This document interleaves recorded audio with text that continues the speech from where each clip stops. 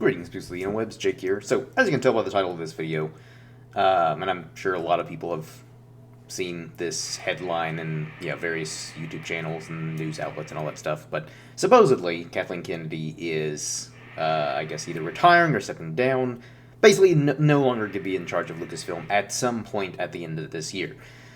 So, when I first saw this, I kind of initially was like, this again. Because it seems like the last, 5, 6 years, there's some kind of rumor going on that she's either going to get fired or she's retiring or leaving or, something like that. And obviously it's not happened. And so I'm still a little, I'm still taking it with a pinch of salt. However, I do think this is more likely that this is actually a true story. There's been some validation and stuff like that. Primarily just because a lot of the major entertainment news outlets are all kind of running this headline. So usually whenever a lot of the major outlets kind of report the same story, then more than likely it's true or there is some truth to it. Whereas if I had just made this video, 6 months ago, a tiny channel like this, it would have just been clickbait. Because obviously I have no inside sources. I would have just been like, I'm going to get some extra views and make up a random story. So that's kind of where I think this might actually be real. And honestly, I think it's kind of been a long time coming because I really don't know how Kathleen Kennedy has stayed in charge of Lucasfilm as long as she has, considering just all the problems with the studio. Because, even though all the movies, minus Solo, were all financially successful, it was very much a downward trajectory. And even though it seemed like the franchise was kind of had lost a lot of the fan base after The Rise of Skywalker and just the sequel trilogy in general, The Mandalorian kind of brought a lot of people back, myself included, because I was kind of done with Star Wars until I gave Mandalorian a go, and I enjoyed it. And then season 2, I also enjoyed, and kind of brought me back. And I was like, all right, cool. I can be a full-fledged Star Wars fan and not just feel apathy towards the franchise anymore. And then, sure enough, the apathy set in immediately after season 2 of Mandalorian, because I think it was Obi-Wan or Book of Boba Fett, whichever one came out first. And then it's just been a downward trajectory with a few exceptions. Because again, I feel like as much shit as I've given Star Wars, especially Disney era, I do have to give credit to the good stuff, because I think it has had some of the highest highs. Rogue One, in my opinion, is one of the best Star Wars movies. Andor is easily, it's not only the best TV show in Star Wars, but it's the best written Star Wars anything. And I think the beauty of that show is the fact that it works so well, whether it took place in Star Wars or whether this was a completely original sci-fi kind of dystopian type show, it still would have worked fine. Just, you take the Star Wars elements out, but all that to say, it's great. And Andor Season 2 is the only thing that I have any remote interest in Star Wars going forward. And then everything else outside of, Mandalorian Season 1 and 2, Rogue One, and Andor, everything else has been, just absolute dog shit. So, what I'm intrigued, though, is... So, assuming that this story is correct, which I do, like I said, I'm leaning more towards yes. But if it is, and Kathleen Kennedy does finally step down, I think for some people that will be a good sign. Probably for a lot of people, it's a good sign that she's finally stepping down. But I think a lot of it too will also depend on who they get to replace her with, because if we get somebody who's essentially very similar to her management style, which if you look at the directors for Star Wars, more of them have been fired than hired and stayed on. JJ and Rian Johnson are the only two that were hired and stayed on to complete a film in its entirety. That's it. Everyone else that was hired was either let go or they were announced to direct something only for it to just never happen. And that happened more often than anything else, is either a project would get announced, usually through leaks, but it's still more or less like was unofficially announced, that like X director was directing X movie, and then nothing ever came from it. And so if we get a studio head like that, like Kathleen Kennedy, then I don't really see Star Wars having much of a future at all. Like it's already pretty much on life support. So if we get another person like that, it's yeah, you're just beating a dead horse at that point. However, I think if the studio can get someone who is both a fan but also knows like how to bring this franchise like back to life, and that really understands the franchise, like what makes it so special, what made it special, and why so many people, even to this day, with all of its problems, still loves this franchise, and reinvigorate it. Because I think that's the thing, is Star Wars needs a nice reinvigoration. Now that being said, if I were the studio head, like they for whatever reason was like, hey, you want to take over? You have no experience whatsoever, but we like your, I don't know, we like your sweater. Then what I would do is I would basically put Star Wars on ice for 5 years minimum, maybe even 10, but at least 5 years, just to let the bad taste in everyone's mouth kind of like wash away after the sequel trilogy and a lot of the shows, and let the uh, you know leave people wanting it again. Because I think that's the downside with all the TV shows, even though some of them were really good, is we became over inundated with Star Wars, and so I think had they released a movie, post Rise of Skywalker, it wouldn't have been as special, just because it's like, oh, well, I watched that new season of that Star Wars show, just last week, and I can probably wait for this movie to come out on Disney Plus in 4 months or whatever.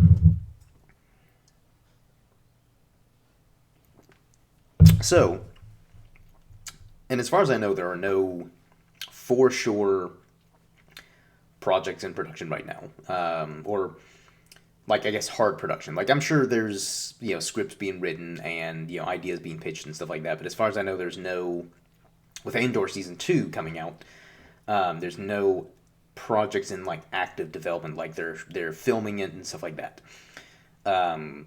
So this would be a good time to basically halt all production and be like, all right, we really need to focus on what we want to do going forward. We can't just make a show about any random thing. Like, 'cause I feel like that's what Disney Plus was doing, is just making stuff for the sake of content. A lot of streamers have been doing that actually, but digressing.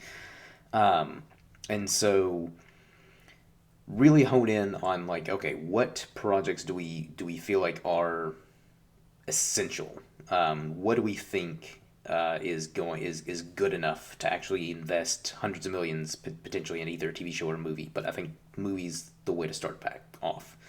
Uh, and so it's like, what story is good enough to where we feel like we can really confidently invest 150 200 million plus in this project, whether it be like a new trilogy or just a new Star Wars movie, and maybe plans for sequels later on down the road. But I think focus on a singular story first, and again, if it just so happens to spin off into like a series of movies or whatever, cool. But I think that's another thing too, is so many movies and shows, more so movies, are, I guess, focused on like how can we franchise this out, instead of like, okay, just again tell a singular good story first, and then build the groundwork for sequels, and all that stuff. But yeah, and after that 5-year hiatus, that's when you come out strong with like a heavy hitter movie about like the old Republic era, which is kind of what fans have been asking for since like Disney first acquired Star Wars, and for whatever reason it's like Lucasfilm were like, hey, what do you want, fans? What's that? You want a Boba Fett show? You want an Obi-Wan show? You want a young Yoda show? No one was asking for these shows. Maybe the Obi-Wan, like people were asking for that, but digressing. It's like and even though like I loved Andor, was not asking for that show. I thought that was a kind of a dumb decision. I'm glad to be I'm glad to have been proven wrong. But I don't think any of the shows that they made anyone was asking for. So, yeah, maybe like actually take fans' criticisms and feedback into consideration before like starting any new projects. Like again, see what worked, what they enjoyed, what they didn't enjoy, and try to find a nice middle ground of like, okay, what will have the biggest appeal to the widest audience. And so that's what I would do. I think that's what they should do. But again, it's all predicated on who they get to take over as the head of Lucasfilms.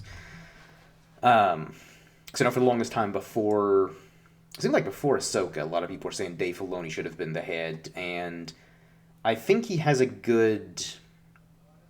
He definitely understands Star Wars really well. Probably one of the most knowledgeable people with Star Wars.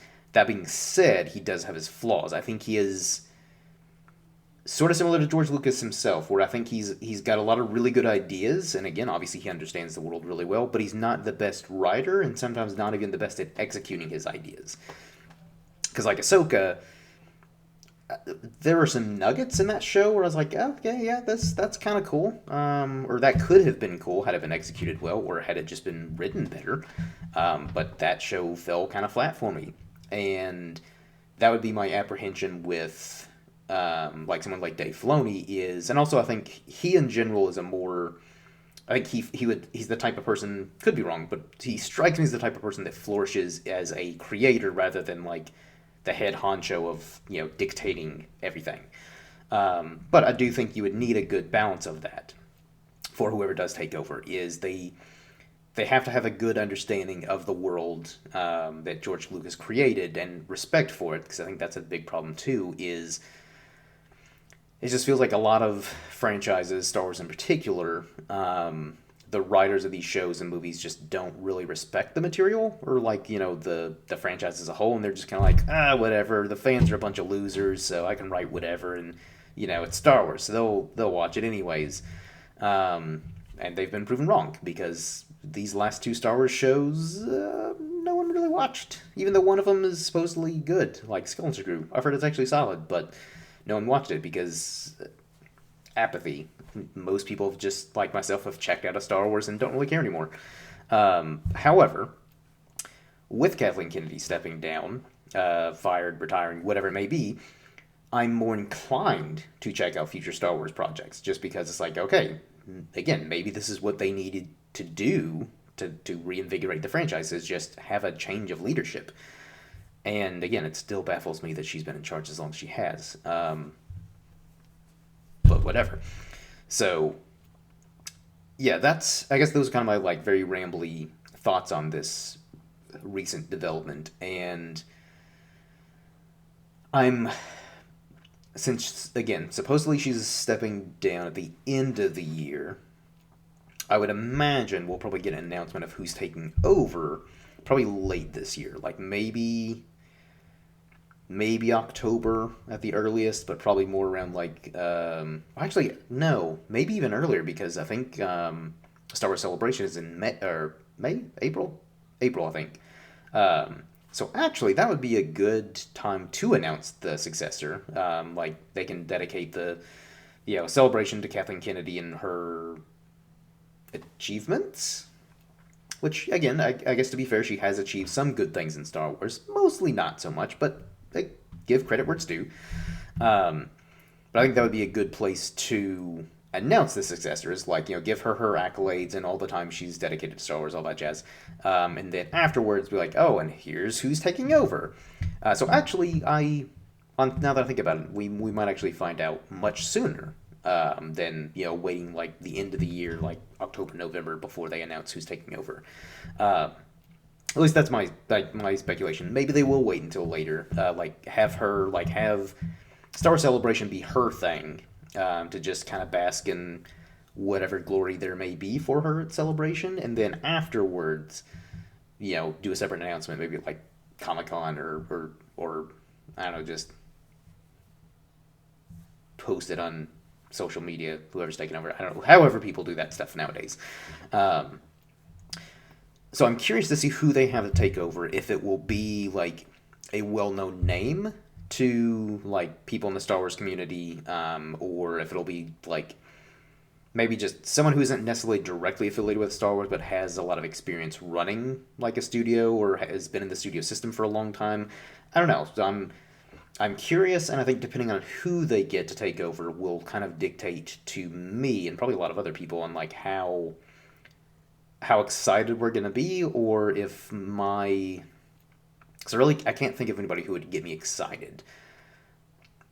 And even if it's like someone I've never heard of, I'll still be intrigued and I will be willing to give them a shot. So like whoever takes over and whatever their first project is that they announce, I'll give a watch it in theaters or Disney Plus, whatever happens first, to kind of get an idea, like gauge, like okay, do they understand Star Wars, or is this like are they going to be like Kathleen Kennedy 2.0? So I'll give them the benefit of the doubt and give them a fair shot, and hope to be. Again, I would love nothing more than be a Star Wars fan again and love all new Star Wars movies and shows and all that stuff like I was even early Disney era. So I think that's just the best case scenario for everybody. Even if you're a very casual Star Wars fan, like you all want the franchise to be great and to love, all the movies and shows and all that stuff. So that's my hope. I'm not going to get it too excited, just because the way these big studios and franchises have been going recently have been in a downward trajectory. But we'll see.